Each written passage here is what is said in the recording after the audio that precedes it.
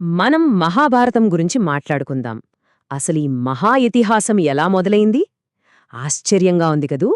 దీని మూలాలన్నీ ఒకే ఒక్క ప్రతిజ్ఞలో ఉన్నాయి. అవును, కేవలం ప్రేమ కోసం చేసిన ఒకే ఒక్క వాగ్బానం ఒక భయంకరమైన యుద్ధానికి ఎలా దారితీసిందో ఇప్పుడు మనం చూద్దాం. అసలు ప్రేమ కోసం చేసిన ఒక ప్రమాణం అంత పెద్ద యుద్ధాన్ని ఎలా రేపుతుంది? ఈ కథ మొత్తం ఒకే ఒక్క త్యాగం చుట్టూ తిరుగుతుంది. ఒక వ్యక్తి చేసిన ఆ త్యాగం చివరికి ఒక రాజ్యాన్ని ఎలా నాశనం చేసిందో తెలుసుకుందాం. సరే, ఈ కథ ఎక్కడ మొదలవుతోందంటే హస్తినాపుర రాజు శంతనుడితో. ఆయన ఒకరోజు గంగానది ఒడ్డున విహరిస్తుండగా అక్కడ ఒక దివ్య సౌందర్యవతిని చూస్తాడు. చూసి అప్పుడే మైమరిచిపోతాడు. ఆమెవరో కాదు, సాక్షాత్తు గంగాదేవి. ఆమె అందానికి ముగ్ధుడైన శంతనుడు ఆమెను పెళ్లి చేసుకుంటానని అడుగుతాడు. అయితే గంగా ఒక విచిత్రమైన షరతు పెడుతుంది. నేను ఏది చేసినా మీరు నన్ను ఎప్పటికీ ప్రశ్నించకూడదు. ఏ క్షణమైతే మీరు నన్ను ప్రశ్నిస్తారో ఆ క్షణమే నేను మిమ్మల్ని వదిలి వెళ్ళిపోతాను అని. శంతనుడు ప్రేమలో ఎంతగా మునిగిపోయాడంటే ఒక్క క్షణం కూడా ఆలోచించకుండా ఆ షరతుకు ఒప్పుకుంటాడు. కాని ఆ ఒక్క మాటే అతని జీవితాన్ని శాశ్వతంగా మార్చేస్తుందని పాపం అతనికి తెలీదు. ఇక్కడినుంచే అసలు కథ మొదలవుతుంది. వాళ్ళిద్దరికీ ఒకరి తర్వాత ఒకరు 7 కుమారులు పుడతారు. కాని పుట్టిన ప్రతి బిడ్డను గంగ తీసుకెళ్లి నదిలో ముంచేస్తుంది. ఇది చూస్తూ శంతనుడి గుండె పగిలిపోతుంది. అయినా సరే ఇచ్చిన మాటకోసం మౌనంగా ఉంటాడు. కాని 8వ కుమారుడు పుట్టినప్పుడు మాత్రం తనని తాను ఆపుకోలేకపోతాడు. తన మౌనాన్ని వీడి ఎందుకిలా చేస్తున్నావ్ అని గంగను అడ్డుకుంటాడు. శంతనుడు ఎప్పుడైతే తన మాట తప్పాడో గంగ అసలు నిజాన్ని బయటపెడుతుంది. వాస్తవానికి ఆ పిల్లలు శాపగ్రస్తులని, వాళ్లని ఈ విధంగా నదిలో ముంచడం ద్వారా వాళ్ల శాప విమోచనం చేసి వారికి ముక్తిని ప్రసాదించానని చెబుతుంది. కాని శంతనుడిచ్చిన మాట ప్రకారం ఆమెను ప్రశ్నించకూడదు కాబట్టి ఇన్నాళ్లు అతనికి ఈ విషయం తెలియకుండా ఉండిపోయింది. ఇచ్చిన మాట తప్పారు కాబట్టి నేను మిమ్మల్ని విడిచి వెళ్ళిపోతున్నాను, కాని ఈ బిడ్డను నేను పెంచుతాను. ఇతను ఒక గొప్ప యోధుడుగా తయారయ్యాక మీ దగ్గరికి తిరిగి తీసుకువస్తాను అని చెప్పి ఆ 8వ కుమారుడైన దేవవ్రతుడితో పాటు గంగ అదృశ్యమైపోతుంది. ఇప్పుడు రాజు పరిస్థితేంటి? భార్య లేదు, పక్కన వారసుడు కూడా లేడు, మళ్లీ ఒంటరివాడైపోయాడు. చాలా సంవత్సరాలు గడిచిపోతాయి. ఒకరోజు శంతనుడు గంగానది దగ్గర ఉండగా ఒక అద్భుతం చూస్తాడు. ఒక శక్తివంతమైన యువ యోధుడు తన బాణాలతో ప్రవహిస్తున్న గంగానదినే ఆపేస్తాడు. ఆ యోధుడే దేవవ్రతుడు. సాక్షాత్తు పరశురాముడి దగ్గర శిక్షణ పొంది తిరిగి వచ్చాడు. తన కొడుకును చూసి శంతనుడి ఆనందానికి అవధులే ఉండవు. వెంటనే అతన్ని హస్తినాపురానికి తీసుకువచ్చి యువరాజుగా పట్టాభిషేకం చేస్తాడు. సరే, ఇప్పుడంతా సెట్టయిపోయింది. రాజ్యానికి ఒక శక్తివంతమైన వారసుడు దొరికాడు. అందరూ హాయిగా ఉన్నారు. కాని శంతనుడి మనసులో మెదిలినొక చిన్న కోరిక ఊహించని ఒక కొత్త సంక్షోభానికి దారితీస్తోంది. శంతన మహారాజు ఒకరోజు సత్యవతి అనే ఒక జాలరి కూతురిని చూసి ఆమెతో ప్రేమలో పడతాడు. ఆమెను వివాహం చేసుకోవాలని ఆమె తండ్రిని అడుగుతాడు. కాని ఆ జాలరి రాజు పెళ్లి ప్రతిపాదనను తిరస్కరిస్తాడు. అంతేకాదు, ఒక అసాధ్యమైన షరతు పెడతాడు.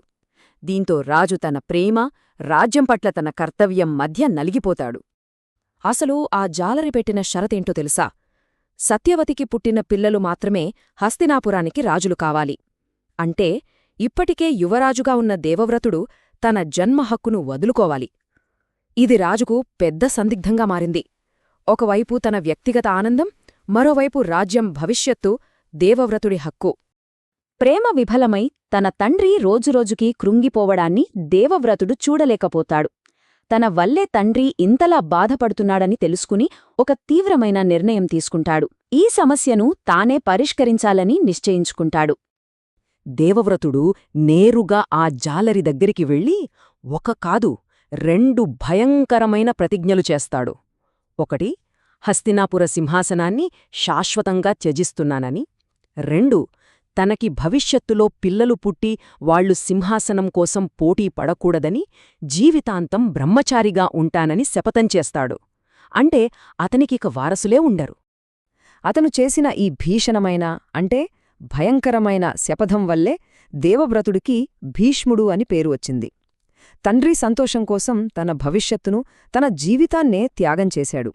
ఇకపై నేను రాజుగా కాదు, హస్తినాపుర సింహాసనానికి జీవితకాలం సంరక్షకుడుగా సేవ చేస్తాను అని ప్రకటించాడు.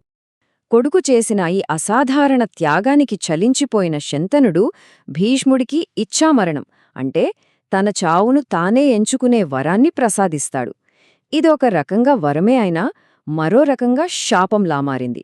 ఈ వరం అతన్ని రాజ్యానికి మరింత బందీని చేసింది. సింహాసనాన్ని కాపాడాల్సిన బాధ్యత అతనిపై జీవితాంతం ఉండిపోయింది. సరే, భీష్ముడు తన శపథం చేశాడు. శంతనుడు సత్యవతుల వివాహం జరిగింది. అంతా బాగుందనుకుంటున్నారా? లేదు, అసలు సమస్య ఇప్పుడే మొదలయింది. ఆ శపథం వల్ల వచ్చిన పర్యవసానాలు ఏంటో ఇప్పుడు చూద్దాం. మొదటి సమస్య వెంటనే మొదలవుతుంది. శంతనుడు సత్యవతికి చిత్రాంగదుడు, విచిత్రవీర్యుడు అని 2 కొడుకులు పుట్టారు. కొంతకాలానికి శంతనుడు మరణిస్తాడు. పెద్దవాడైన చిత్రాంగదుడు ఒక గంధర్వునితో యుద్ధంలో చనిపోతాడు. ఇక మిగిలింది చిన్నవాడైన విచిత్రవీర్యుడు.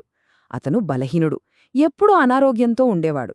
అతను సింహాసనమెక్కినా సంతానం కలగక ముందే అనారోగ్యంతో చనిపోతాడు. చూడండి ఎంత విచిత్రమో! భీష్ముడు రాజ్యాన్ని కాపాడటానికే శపథం చేస్తే అదే శపథం ఇప్పుడు వారసత్వ సంక్షోభానికి దారితీసింది.